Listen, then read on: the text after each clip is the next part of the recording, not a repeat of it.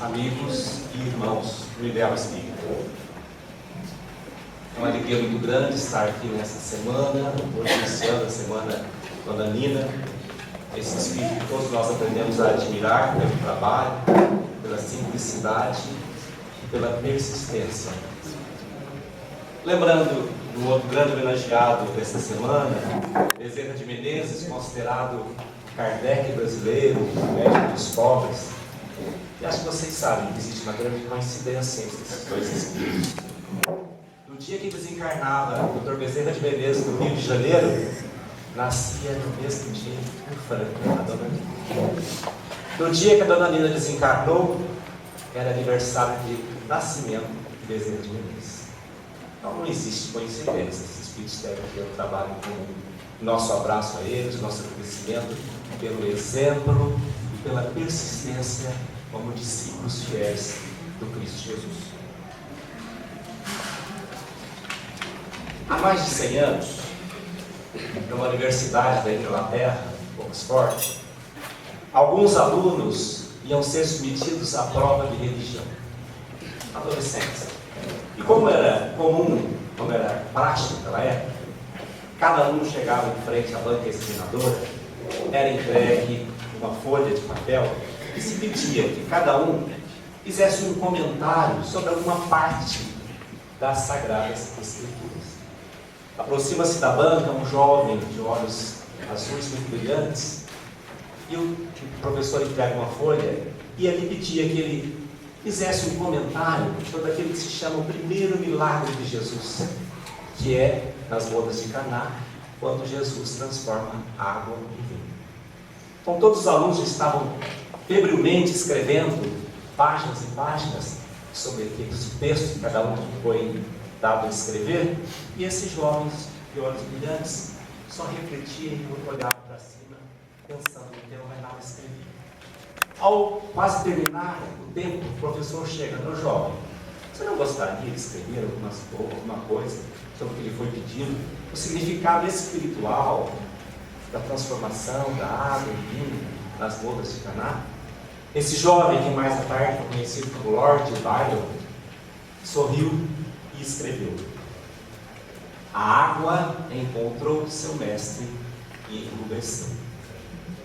Quando uma água, somos todos nós, encontra o verdadeiro mestre, esse encontro faz possível nós nos tornarmos muito melhor, a água se transformar em vinho.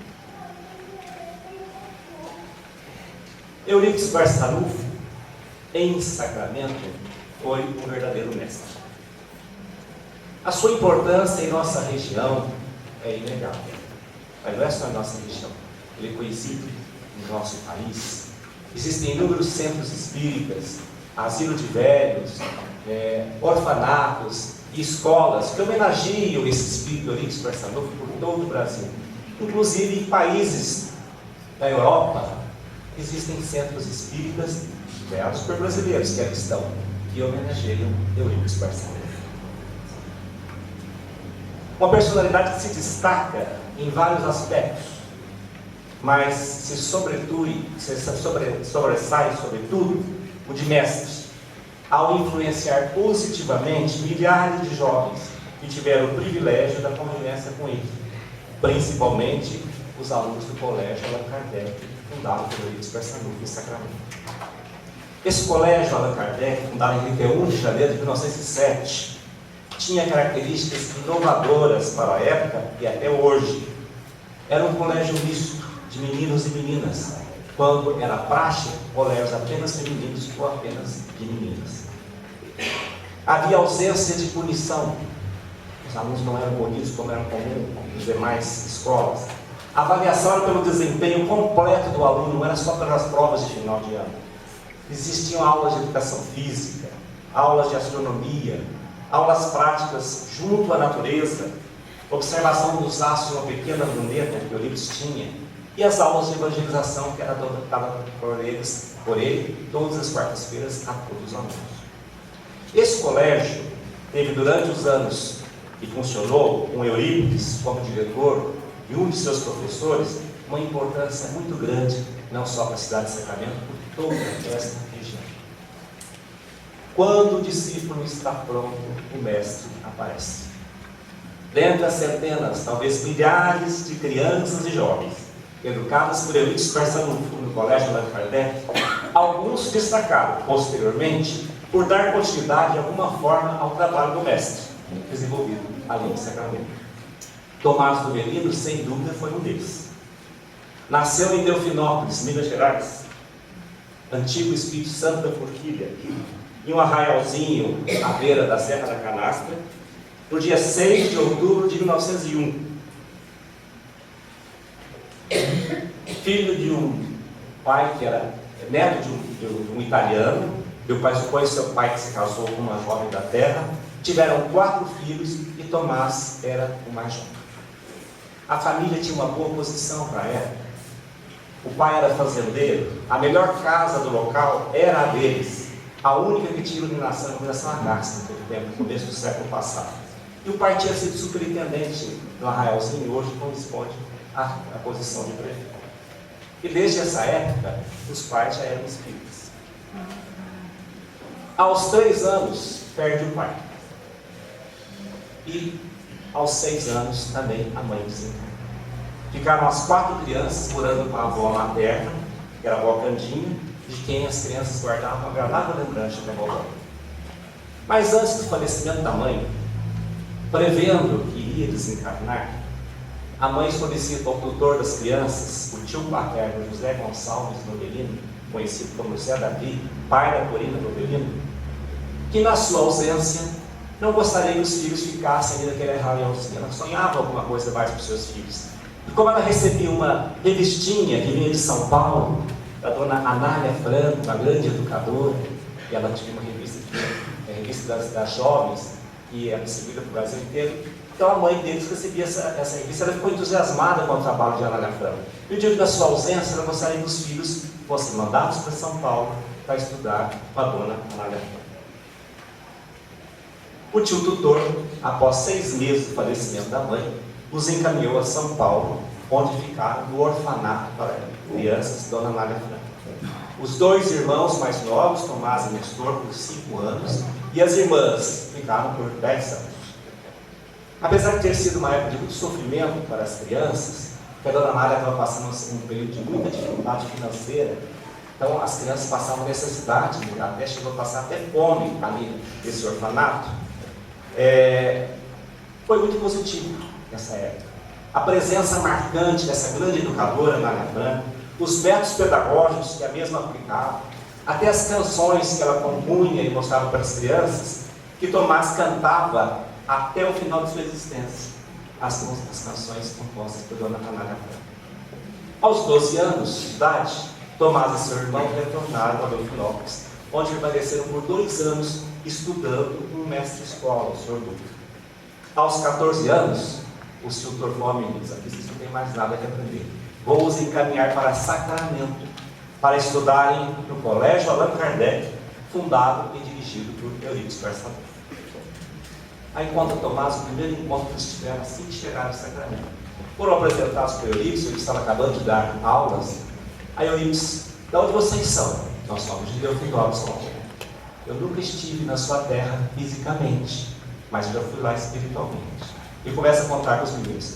Ali na entrada do boiadeiro, da estrada do boiadeiro, não tem uma árvore de óleo muito grande, com as borboletinhas sempre voando? Tem. Eu já estive ali, refletindo, pensando.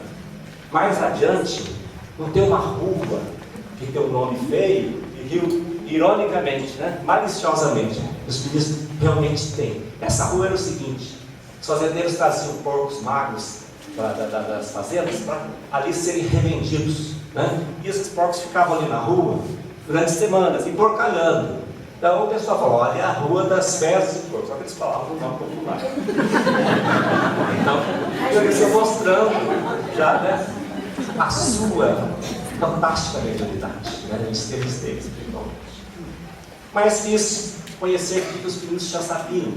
Então falou: menino, vai ali na louça, vou te passar um problema. Ele passou uma regra de 3. Perguntou: o que é isso? Falei: é uma regra de 3. Muito bem. Agora você resolve. Ele não conseguiu resolver. Mas não tem importância. O importante é que você soube o que era o problema. Os dois ficaram então para a classe mais adiantada, que era a classe que era regida pelo próprio Eurípides. Eurípides, como professor, o Dr. Tomás contava, um exemplo vivo de amor, uma firmeza, uma didática, era uma verdadeira criança no meio das crianças, o carinho especial que ele tinha com as meninas, com as mulheres, porque inclusive as mulheres eram mais sofredoras. As aulas de português, era um professor de português extraordinário, todos os seus alunos escreviam e falavam perfeitamente, né? As aulas de astronomia e as aulas de evangelização às quartas-feiras, que começava sempre com a leitura do Evangelho segundo o Espiritismo. Logo em seguida, Eurípides fazia uma explanação de um tema, e, por exemplo, a divindade de Jesus, a alma dos animais, a virgindade de Maria. Depois era o recreio. Depois do recreio, o que ele chamava de combate, onde ele sempre trazia um menino e uma menina. Agora vocês vão discutir aquilo que vocês entenderam na primeira parte. Como ninguém queria ficar abaixo, nem o menino, nem a menina, então os combates eram realmente muito importantes. E era uma forma didática das crianças gravarem tudo aquilo. Conta também da mediunidade natural desse grande Eurípides Passaruco. No decorrer das aulas, as crianças podem, de repente, ele parava, os olhos voltavam para trás, os meninos já sabiam, esperavam alguns minutos, depois ele voltava, ele descrevia o que ele tinha ocorrido. Olha, eu fui ter fulano, me chamou em pensamento lá na fazenda tal, foi lá e resolveu o problema. Estava na época da Grande Guerra, 14 e 18, ele descrevia, olha, os espíritos me levaram a ver um combate no front da França, que coisa horrível. Depois de alguns dias vi o jornal, e realmente mostrava tudo aquilo que Eurípides tinha percebido espiritualmente. As reuniões mediúnicas à noite, que não eram obrigatórias, mas que grande parte das crianças e dos jovens iam espontaneamente. E ali os espíritos que Eurípides recebia, grandes espíritos da história, da literatura, né? Então ficou gravado nos meninos todo aquele que eles viviam. E Eurípides, como médium de cura, ele tinha uma farmácia cuja irmã era a sua ajudante, né? Ele atendia a partos, era uma cidadezinha pequena, não tinha quase nenhuma assistência médica. Lembra de um caso que precisou amputar um membro de uma pessoa, um pedaço de uma mão, um pedaço do dedo, que Eurípides até estudou no livro de anatomia para poder depois fazer essa pequena cirurgia nesse paciente. E os casos inúmeros de obsessão que foram curados por Eurípides. Foi uma revivescência das curas de Jesus na Palestina Antiga, como disse um irmão de Eurípides, um amigo do papai, o Sr. Romano. Mas em todas as oportunidades, Eurípides fazia ressaltar a importância da cura verdadeira, como entende o Espiritismo. Por exemplo, numa carta que vimos pessoalmente, dirigida por Eurípides a um de seus pacientes, quando enviava por correio a medicação para tratamento. Dizia: Senhor Odilon, querido amigo e discípulo, amistosas saudações. Desejo a sua saúde e dos que lhe são caros, pela pura felicidade faço votos ao Altíssimo. No tocante à enfermidade do senhor, seu filho, queria dizer que se trata de um caso de intoxicação. Os remédios que lhe destinam há muito que fizemos seguir. Queixa-se o amigo que a sorte tem sido adversa. Eu o convido, para seu consolo, a ler e meditar o capítulo 5 do Evangelho segundo o Espiritismo, que é o Bem-aventurado dos aflitos. Pois aí encontrará o meu discípulo a explicação desse fato. Não se desanime, tudo tem a sua razão de ser. Logo o pequeno João termina os medicamentos, escreva e enviarei novos. Receba as saudações do amigo Eurípides Barçanufo. O grande amor que Eurípides tinha a toda a humanidade e até aos seus inimigos. Ele sofreu um processo por exercício ilegal da medicina, foi uma época muito difícil para Eurípides.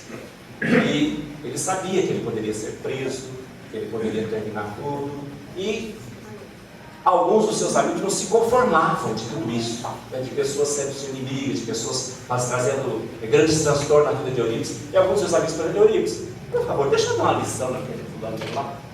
É meu amigo, foi isso que você aprendeu aqui. Dona Amália, que é a sua secretária, traga o Evangelho segundo o Espiritismo. Você tem o Evangelho? Não. Vamos arrumar o Evangelho. Vamos ler uma parte. Vamos ler, vamos orar pelos nossos amigos. Relaxar, o dom de Deus, né? Por fim, tudo se resolveu com o convento. E o Colégio Allan Kardec era a verdadeira menina dos olhos de Deus. O valor que ele dava e que o Espiritismo propõe da verdadeira educação do ser humano. Fez previsão, lembro que meu pai contar isso uma vez, sobre características de 3 cidades, futuro de 3 cidades. Uma era Delfinópolis. Ele dizia, meu pai dizia, ele falou uma vez, só que falou meio baixo, que ali saíram grandes inteligências.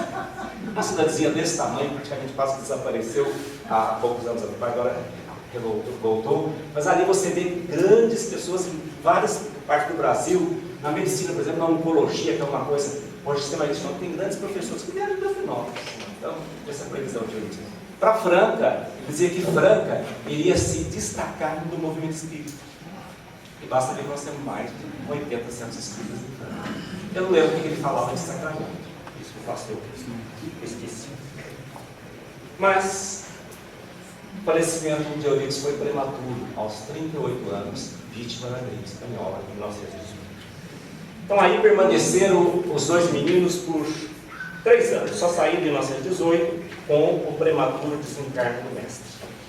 Nas próprias palavras do Dr. Tomás, foram os 3 anos mais significativos, mais profícuos, anos que dirigiram os rumos de minha vida. Tomás bebeu como ninguém dessa fonte prodigiosa que foi a presença de Eurípides, do amor, da sensibilidade, da didática, da competência educacional, da mediunidade multiforme prodigiosa, do exemplo vivo de verdadeiro espírito e verdadeiro cristão. Carregou por toda a vida a certeza de que a educação, principalmente como entende o Espiritismo, em todos os sentidos, a grande redentora da humanidade. Aí diz o Dr. Tomás, numa frase, mas onde estava o grande zelo e amor de Eurípides era no colégio Allan Kardec, a pupila de seus olhos. Educou milhares de moças e rapazes, que haveriam de guardar, naturalmente, as suas preciosas lições e conservar a sua imagem de corredor. Tive a felicidade de ser seu discípulo, a chegar ao peito e receber do mestre uma gratidão que jamais pagarei. Em artigos e palestras, sempre trazia à memória a importância da educação na doutrina espírita, relembrando as palavras de Eurípides Barçanufo, quando ele explanadas, quando ele enfrentou o processo do exercício legal da medicina. Ele disse, se for preciso, fecharemos a farmácia, mas o colégio Allan Kardec não. Contava Tomás também, anos depois, meio constrangido, que alguns amigos seus, que foram contemporâneos de Eurípides, tinham ouvido mais de uma vez do mestre referindo-se a ele, Tomás. Ele estava com os meninos crianças brincando lá no pátio, ele mostrou aquele menino e ele falava assim, sei que tem que desempenhar uma missão com esse menino, só que não sei se é encarnado ou desencarnado. Em 1919, o tio tutor de origem dos meninos fala, Nestor, você não gosta de estudar. Tomás, você gosta de estudar, você tem os seus cunhados que moram em Monte Santo de Minas, eu vou mandar para lá para que eles possam te encaminhar para você continuar os seus estudos. E é isso que ele fez. Os cunhados então levaram para a cidade de Muzambinho, em Minas Gerais, na época chamada Apenas Mineiro. Ali tinha uma escola muito importante, pela excelente qualidade de ensino ali ministrado. Tendo seu certificado de curso médio equivalente àquele do Colégio Pedro II, no Rio de Janeiro. Ali ficou por 3 anos, tirou os preparatórios pré-universitários, o que propiciou matricular-se na Faculdade de Medicina da Praia Vermelha, no Rio de Janeiro, onde no Rio ele permaneceu por 7 anos. Formou-se em 1928, vindo clinicar inicialmente em Iraci por apenas alguns meses, depois transferiu-se para o Monte Santo de Minas, onde moravam 2 irmãs, ali permaneceu por 4 anos. No domingo de carnaval de 1933, ele veio a Franca, acompanhado de um colega que estava obsediado, um colega médico. E tinha até escrito para o José Marques Garcia, o José Marques Garcia ofereceu a vaga dele, ele veio acompanhando e tinha a ideia de ir para Uberlândia. Chegando aqui, os amigos, fica aqui, doutor Tomás. E até os ajudou financeiramente e acabou ficando até o final da história. Mas conta ele que estando em Iraci, em 1929, 10 anos depois do falecimento de Eurípides, ele nunca mais voltado a Sacramento, andando pelo quintal da casa, ele viu um papelzinho. E ele acha interessante que ali estava convidando para 1º de maio de 1929, onde seria inaugurado um monumento a Eurípides Barçanufo pelos seus alunos. Ele volta a Sacramento, participa daquelas homenagens, se dá a conhecer, faz também a sua oração com a sua pregação com os colegas, e nunca mais deixa de estar em sacramento em 1º de maio e 1º de novembro, como aluno, até o final de sua existência. Uma vez ele não foi, ele estava no 30 de abril, ele teve um problema de hérnia encarcerada, teria que fazer uma cirurgia, aliás ele foi. E aí foi para a Santa Casa, já na mesa cirúrgica, quando já estava começando, a enfermeira tentou colocar a hérnia, conseguiu colocar a hérnia, levantou da mesa cirúrgica, pegou o trem. Mais uma vez ele teve um problema de saúde e não foi. E estava muito angustiado, eu também, quando achou que ele não ia a 1º de novembro, e ele foi espiritualmente, um ano depois. Sempre ativo nas atividades de sua profissão, nas atividades espíritas, sempre ligado direto e indiretamente ao trabalho na área educacional. Exerceu por mais de 40 anos a sua vida profissional como clínico geral, parteiro e cirurgião. Durante a Segunda Guerra Mundial, voltou ao Rio de Janeiro para um curso de especialização em cirurgia. Foi médico atuante e diretor clínico da nossa Santa Casa, médico da Casa de Saúde Allan Kardec por 28 anos, voluntariamente, professor de Ciências Biológicas no Instituto Torquato Carneiro, na Universidade Pestalozzi, e primeiro professor de Medicina Legal da nossa Faculdade de Direito Municipal, da Ubrechão, e também foi diretor do Jornal Espírita A Nova. Em 1966, casou-se com a professora Maria Aparecida Rebelo Avelino, que ela desencarnou em 1990. Desta união tiveram 6 filhos.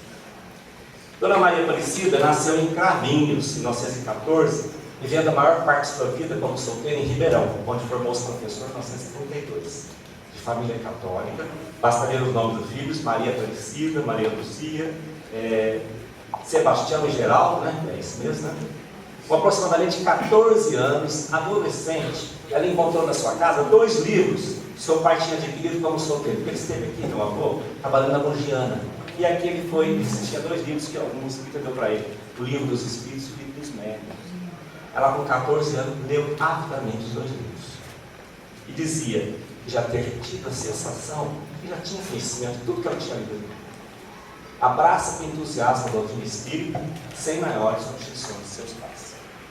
Aos 17 anos, ainda antes de se formar, Dona Aparecida foi apresentada a um grande espírita em Ribeirão Preto, o Sr. Gustavo Marcondes, grande educador de espírita. E ele a convidou para conhecer a escola que ele tinha chamada Escola dos Pobres, que é uma escola para jovens simples, humildes, que trabalhavam durante o dia, um curso noturno de 1ª a 4ª série, prática de comércio, e durante o dia tinha um jardim de infância das crianças menores, com várias classes. E todos pagavam alguma coisa. O Sr. Gustavo dizia: todo mundo tinha que valorizar quem recebesse, mesmo que fosse. Dona Aparecida se apaixonou por todo aquele trabalho e ali começou a trabalhar, antes de se formar, gratuitamente, ali por 1 ano e meio. E narra dessa experiência que teve com o Sr. Gustavo. Com ele aprendi muita coisa, desde olhar para o alto e amar as estrelas, e voltar a colocar o pé na terra em benefício dos semelhantes. Afirmou-me também que o problema do Espiritismo é a educação do povo. Meus olhos, desde então, voltados para o serviço assistencial com base na escola. Foi em um centro espírita em Ribeirão Preto, levado pelo Sr. Gustavo Marcondes, que a jovem Aparecida conheceu o orador daquele dia, Tomás Avelino. Afinizaram-se, em aproximadamente 1 ano, casados, vieram residir no Franca. Aparecida era professora primária do Estado, sempre abordava enfaticamente o caráter educacional da doutrina espírita, assim como nos trabalhos sociais aos quais participava, priorizava sempre o caráter educativo. E esse casal, imbuído de 2 sentimentos.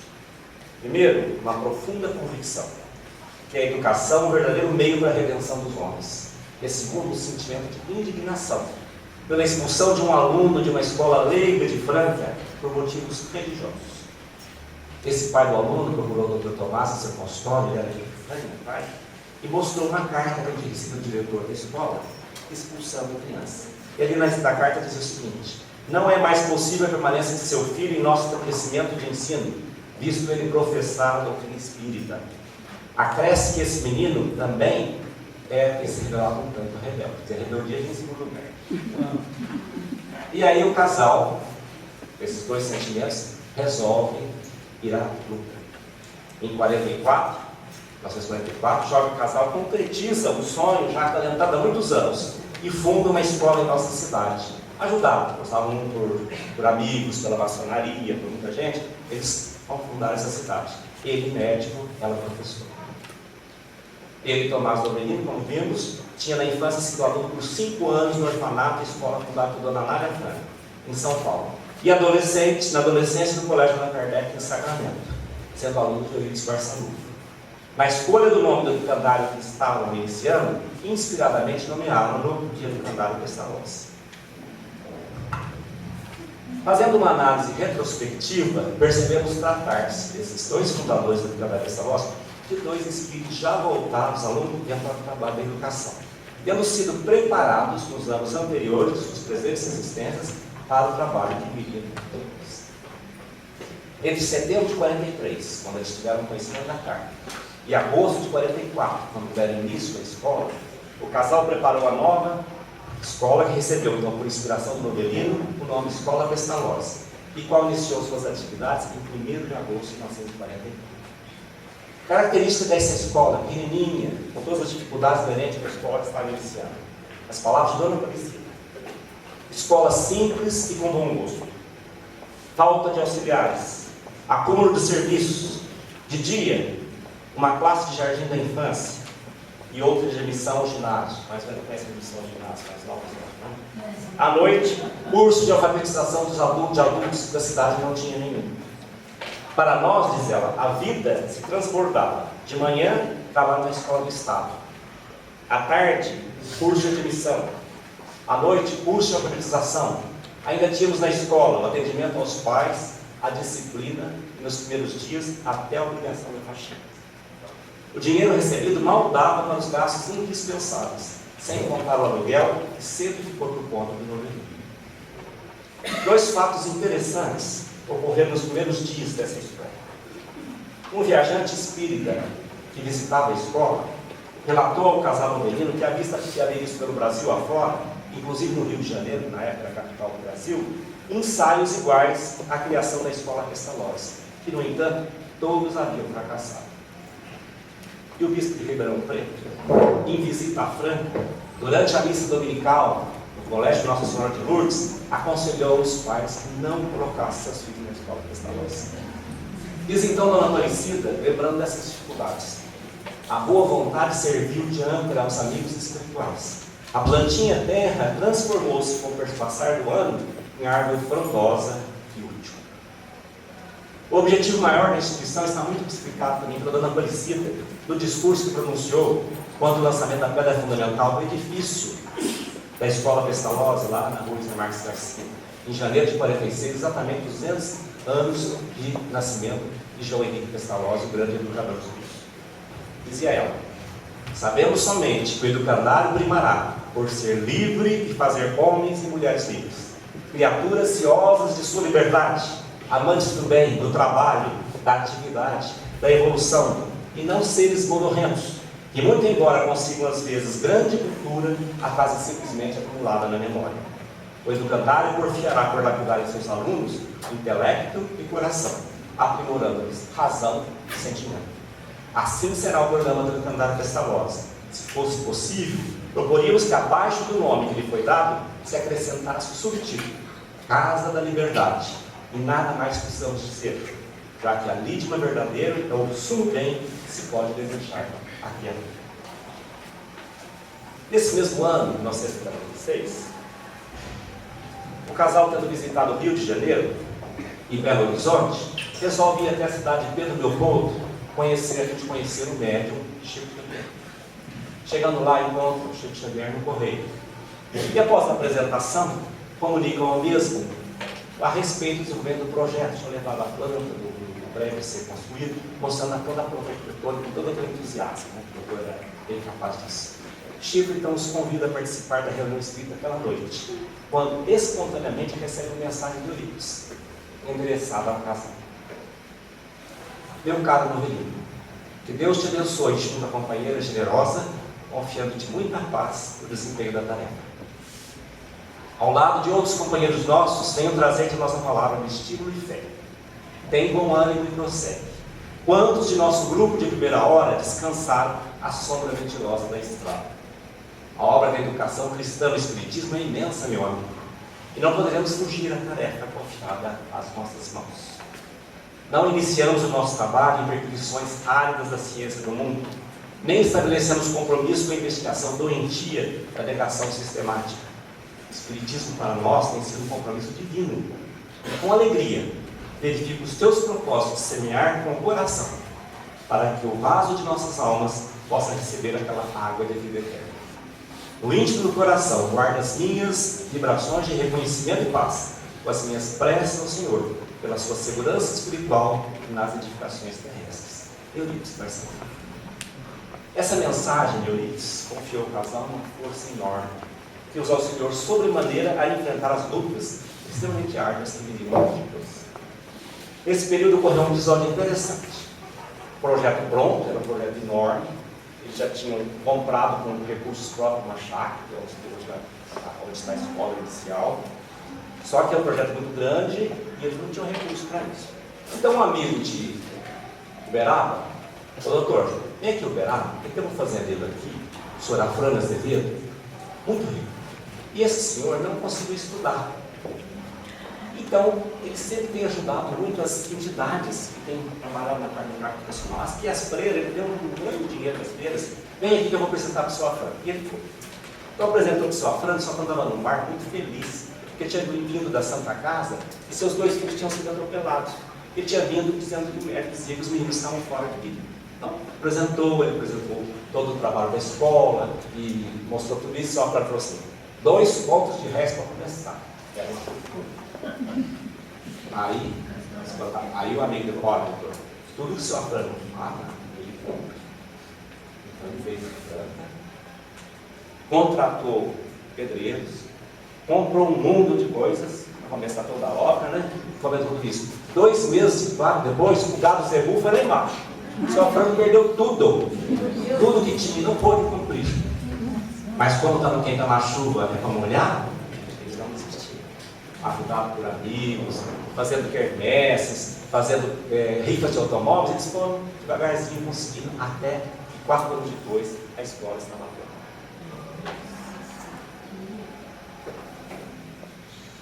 Então essa instituição, o Candário Pestalozzi, teve como o motivo principal para começar a luta pela liberdade de pensamento de todos os seus alunos, professores, funcionários, dentro da filosofia espírita.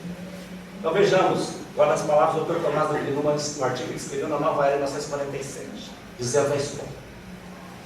Foram palavras de Pestalozzi: nada vale dizeres aos pobres que existe um Deus, ou ao órfão que tem um Pai no céu. Com palavras não se ensina ninguém a conhecer Deus, mas se ajudas ao pobre, mostrando-lhe como poderá viver como um homem, ter-lhe-á mostrado Deus. E se crias o órfão como se tivesse pais, ensina-lhes a conhecer o Pai do céu. A educação à luz do Espiritismo é necessidade primeira. Precisamos convir que o Espiritismo, como legítimo cristianismo, é representado por verdadeira educação. Ajustar a evolução moderna, o método de Pestalozzi reproduzido antes das palavras que ele falou, se adapta perfeitamente à educação do Espiritismo. O educandado Pestalozzi nasceu com a firme propósito de seguir a trilha do grande mestre Pestalozzi, nessa orientação maravilhosa que só o Espiritismo pode oferecer. Um estabelecimento de educação onde, ao ensino intelectual, se ministra uma verdadeira educação moral, tirando da vida o seu verdadeiro sentido. Aí temos a educação do seu verdadeiro valor. O ginásio é de caráter espírita, onde a verdadeira doutrina espírita será ensinada num ambiente de inteira liberdade e respeito a todas as classes. Ainda poderíamos... As lutas iniciais foram enormes, não faltando, por falta de compreensão, perseguições religiosas, as famílias que colocavam seus alunos ali estudar na escolinha iniciante, bem como também perseguições até os funcionários e professores. O casal se desdobrou em esforços, dedicando-se quer como professores, quer como diretor e ela como secretária, usando boa parte que recebiam de sua profissão, ele como médico, ela como professora da rede estadual, para cobrir as despesas da entidade. A nosso ver, a história da Fundação do Candário Pestalozzi, que está completando 70 anos, poderia ser assim resumida. Primeira etapa, anos 40 e 50, início como pequena escola, em 1944, construção do prédio principal da Biblioteca Pestalozzi, inaugurado em 1951, início do ginásio Pestalozzi em 1949, internato para crianças órfãos ou necessidade nos anos 50. E uma tentativa de conseguir autossuficiência econômica com a fábrica de calçados Narizinho, em 1955, quando usava a mão de obra dos próprios internatos. Nessa época, a base foi a dedicação de seus fundadores, inclusive financeiramente.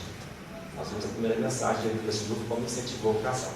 E na construção do prédio principal, concluído em 1950, Tomás Avelino se empenhou pessoalmente em várias frentes, buscando matéria-prima como madeira, narguilé, nas fazendas. E lá estava uma semana com o pessoal cortando árvore, trazer para as fazendas, ajudando na mão de obra parte da marcenaria. Sem recursos para a conclusão do prédio principal, a única coisa que faltava era vender a própria casa, venderam a própria casa. E mudaram com os filhos para o prédio escolar, ali provisoriamente. Esse provisório durou 17 anos. Ali nasceram os 3 outros filhos, eu inclusive. Essa atitude foi incompreendida por familiares, chamando-os de fanáticos, mas foi absolutamente necessária para a concretização do sonho. Segunda etapa, anos 60 e 70, aquela fabriquetinha, aquela casinha de calçados que a gente passou, calçados adultos, calçados Pestalozzi, já bem profissional, trazendo aquela autossuficiência econômica necessária. Aí houve possibilidade de expansão das atividades escolares, com curso técnico de contabilidade, magistério, uma faculdade, Pestalozzi de tecnologia, durou 4 anos. Início das atividades sociais, aquele orfanato foi transformado em lar escola e em instituição aquele primeiro trabalho. Em 1974, em decorrência de uma grave crise econômica, advinda dos gastos internos para a faculdade, expansão de lojas para a venda dos calçados por todo o Brasil, isso trouxe um grande problema para a fundação, houve necessidade de transferir a faculdade para outro grupo nacional da cidade, daí que iniciou a luta. Foi preciso então vender quase todas as lojas, reduzindo consequentemente boa parte das atividades da fundação. Tudo isso, somado às decepções com companheiros e funcionários, abalou enormemente seus fundadores, que nessa época já residiam em casa própria. Em 1º de agosto de 74, 30 anos depois de ter iniciado todo esse projeto, eu lembro que eu estava de férias da faculdade, uma das poucas vezes que eu vi Dona Aparecida chorar. E se questionou se realmente havia compensado ter investido todas as suas forças nesse imenso trabalho. Poucos dias depois, o membro Chico Xavier, de passagem por Franca, visita o casal em sua residência, onde espontaneamente recebe uma mensagem discográfica de Dona Amália. Dona Amália tinha sido secretária de Eurico Barçalona, onde endereçaram ao casal. Diz o seguinte: Novelino e Aparecida, rendamos graças a Deus. Compreendemos o que veio ocorrendo. A obra com vocês, em vocês e com vocês, cresceu muito, assumiu dimensões novas. Atividades da área de nossa fé interligada com as áreas do trabalho educativo, baseadas nas competições de ordem profissional, são preocupantes. Isso, por vezes, desgasta e aborrece. Entretanto, rogamos a vocês dois paciência e coragem. Paciência para suportar, coragem para prosseguir. A tarefa adiantou-se, mas o alicerce é o mesmo. Vocês dois em Jesus. Em Novelino, a força da realização.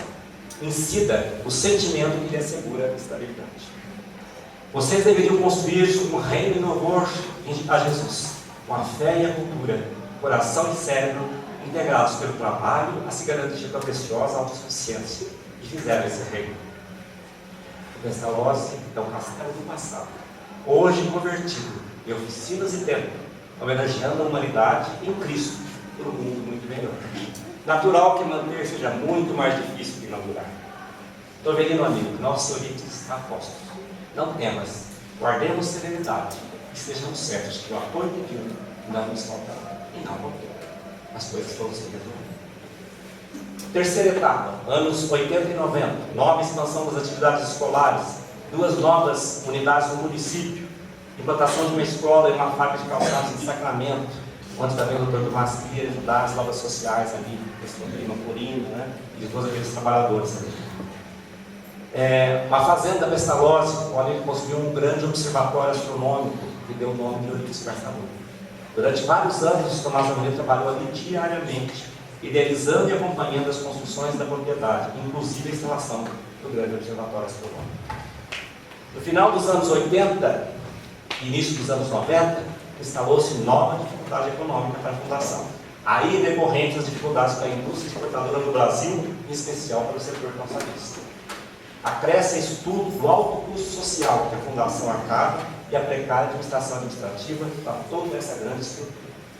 Exatamente no ano de 1990 foram tomadas medidas sérias para tentar minimizar o problema, época que coincide com o desencarne da Ana Aparecida. Nos anos seguintes, a Fundação dispôs de boa parte do seu patrimônio, inclusive da fazenda do Observatório Astronômico, que estava incrustado no meio da fazenda, além da redução drástica do número de crianças assistidas em regime de lar de escola, culminando com o encerramento da fábrica de calçados em março de 1995. A unidade 1, lá no centro da cidade, passou a comportar alunos pagantes, em sua maioria, oferindo um superávit capaz de sustentar a unidade 2, lá da escola, que ficou aqui na Santa Helena, no vizinho onde nós estamos, com alunos aqui totalmente bolsistas. Apesar de toda a derrocada, de todo o problema, o equilíbrio se refez, agora em novas bases. Nós lembramos um comentário do Dr. Tomás Oliveira tudo isso. Tudo isso não tem real importância. O fundamental é que o cerne foi preservado. No final desse mesmo ano, uma delegação suíça visitando o Brasil vem à Franca. Estava comemorando na Suíça 250 anos do nascimento de João Henrique Pestalozzi. O Dr. Tomás foi visitado de obras do Brasil. E eles, conhecendo-o pessoalmente, ficaram impressionados com a obra e com a pessoa, convidando-os a visitar a Suíça, participando de um filme, uma das muitas homenagens de Suíça, João Henrique Pestalozzi, nos seus 250 anos de nascimento. Tive ali, fui convidado, estava com 94 anos, nunca tinha saído do Brasil, enfrentar o inverno na Europa, né? Então nos convidou o filho que era médico e eu fui de bom gosto. No início de outubro de 2000, já muito adoentado, o Dr. Tomás comemorou com os alunos da escola em de casa 99 anos. Foi nesses dias que recebeu uma mensagem psicográfica do Euripides Barçanufo, através da médium Alzira França Luiz Sacramento. O Dr. Tomás estava muito preocupado. Ele queria levantar às vezes, eu preciso de sacramento para resolver problemas, porque eu não tinha condições de sair de casa. Aí essa mensagem diz o seguinte: Tomás, meu querido irmão, a alegria que nos envolve é sempre a do trabalho com Jesus. Felizes são todos aqueles que compreenderam a grande lição do trabalho. Ao lado de nossa cara Aparecida, construiu o seu labor. O pensamento ereto, vibrante, o fez forte como um carvalho. Cresceram muito e deixaram a sombra para tantos que nela se abriram. Obrigado pelo compromisso assumido. Não temos lar, Tomás. A nossa construção familiar se expande no coração do nosso próximo. Eia, companheiro, a lição e o exemplo selaram o compromisso. Persistir perante a luta é a grande conquista dos espíritos que entenderam Jesus. Paz. Desencarna a 31 de outubro deste mesmo ano.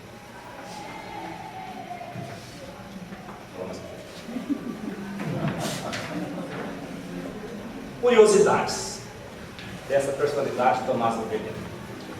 Sempre teve grande habilidade manual e gosto por trabalhos que necessitavam desta habilidade. Quando estava morando em Monte Santo de Minas, vi uma revistinha lá que mostrava a construção de um trenzinho idealizou uma réplica daquela composição, com a locomotiva, com todas as suas peças, os vagãozinhos, né? Durante a construção, uma caldeira experimental estourou, queimando gravemente o rosto do seu ajudante. Era um jovenzinho. Por 6 meses tratou das queimaduras e houve total restabelecimento. A miniatura ficou pronta e era capaz de transportar até uma criança de colo. Minha irmã mais velha, transportava no trenzinho. Essa réplica perfeita esteve algumas vezes exposta em vitrines de lojas em nossa cidade. Até hoje tem uns pedacinhos lá, infelizmente perdeu-se. Já casado, construiu para sua esposa e filhas, que recebeu, sombrinhas de bambu, que era sombrinha tipo japonesa. E nada ficava devendo qualquer sombrinha original. Conta minha mãe que por 6 meses ela precisou fechar a sala de jantar, porque estava toda cheia de fiapo de bambu. E estragou todos os móveis com as faquinhas que estavam lá. Esqueceu que tinha sala de jantar, mas conseguiu. Adaptou em sua própria casa uma câmera escura para revelação fotográfica em branco e preto, com trabalho de altíssima qualidade. construía para seus filhos, ou filhos de pessoas amigas, ou para os alunos lá da escola, belíssimas pipas, balões para festas juninas, bem como pequenos brinquedos. Possuía um pequeno torno mecânico que utilizava para vários trabalhos. Nos anos 40 apresentou-se em diversos locais com show de mágica, mostrando sempre muita habilidade e conhecimento, marcando esta presença na memória de vários mercados. Muitos finais de semana, em vez de assistir futebol, passavam estudando livros especializados para feitio de plantas, físicas, quer para as da própria escola, né, quer para outros locais. Boa parte das construções que compõem a fundação são idealizações dele. Idealizou e construiu um dos primeiros orquidários da cidade, localizado hoje na escola unidade, tanto na 1 como na 2, nós temos a unidade. Antes da construção do prédio da fábrica, nós recebemos, visitando a fábrica de calçados Azaleia, no Rio Grande do Sul, trouxe de lá a ideia de fazer todo o piso de taco, sendo a única fábrica de calçados que tinha tal privilégio. E ao visitar a cidade de Tabatinga, cidade satélite de Brasília, impressionou-se com uma enorme caixa d'água. Parou o carro, desenhou rapidamente a mesma, mais tarde a reproduziu na unidade 2. Nós temos aqui uma enorme caixa d'água de 100 mil litros que ele trouxe do Brasil. Todos os canteiros do jardim foram por ele desenhados. E contava que passou várias madrugadas invernizando as madeiras que compunham o teto do salão principal da escola, denominado Anália. Um dos aspectos interessantes da personalidade, conjugado à sua memória prodigiosa, era o de declamar poesias. Quando inspirado, era capaz de passar horas declamando, o que às vezes fazia após as refeições de família. Algumas me marcaram muito, eu consegui anotar algumas delas. Uma delas: quem passou a vida em brancas nuvens, em plácido repouso adormeceu. Quem não sentiu o frio da desgraça, passou pela vida, não sofreu, foi espécie de homem, não foi homem, só passou pela vida, não viveu. Isso é de Francisco Otaviano. Interessante, porque eu fiz vestibular de medicina, existe uma prova de conhecimentos gerais.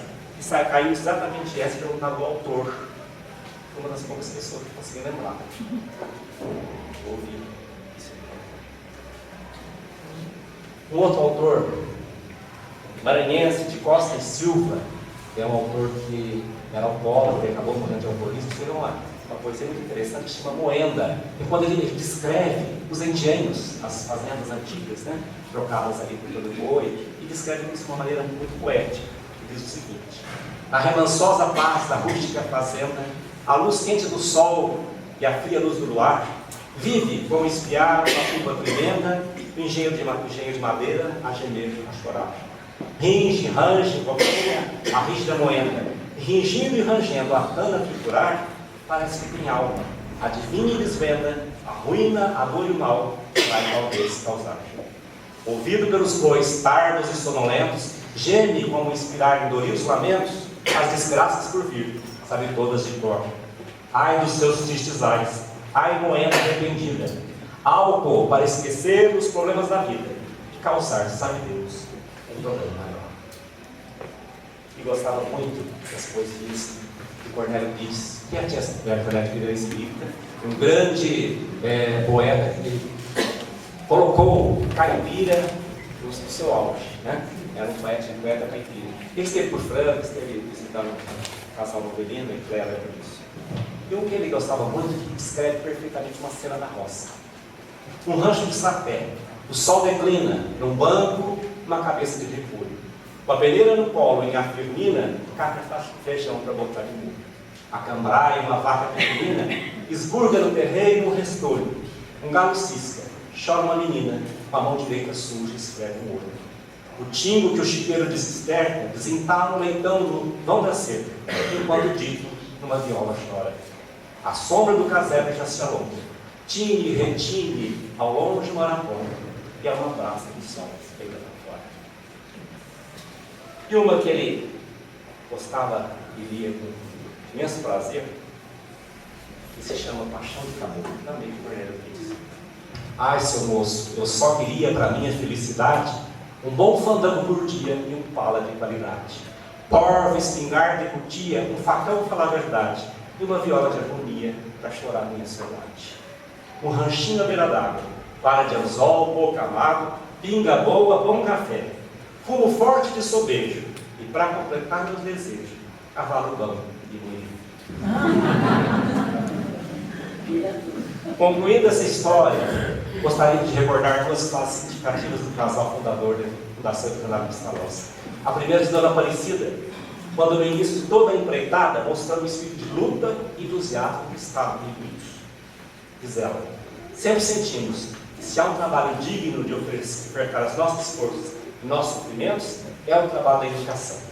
Preparar a criança e o adolescente para uma vida digna, imprimir em suas almas moldáveis sons que tenham ressonâncias eternas, que mais se poderá desejar? A segunda de Tomás, em uma de suas últimas entrevistas para o Jornal da Cidade Franca, já muito doente, 3 meses antes de completar 99 anos de seu desencarne, que ocorreu pouco tempo depois, mostrando a persistência no entusiasmo e no compromisso do trabalho abraçado. Eu ainda estou de pé pela alegria que trago dentro de mim, dentro do Educandário Pestalozzi, trabalhando por encaminhamento da juventude. A jornalista e espírita Dora Encontro, grande amiga da família do Avelino, grande cuidado do meu pai, acho que foi sua filha em uma encarnação anterior, nos acompanhou à Suíça, quando nós tivemos, ela fala muito bem o alemão, então foi uma grande utilidade para nós lá na Suíça. Por ocasião do velório, em 1º de novembro de 2000, ela vindo de São Paulo à noite, né? Exatamente, o velório foi exatamente 82 anos depois do velório, eu disse que no mesmo dia.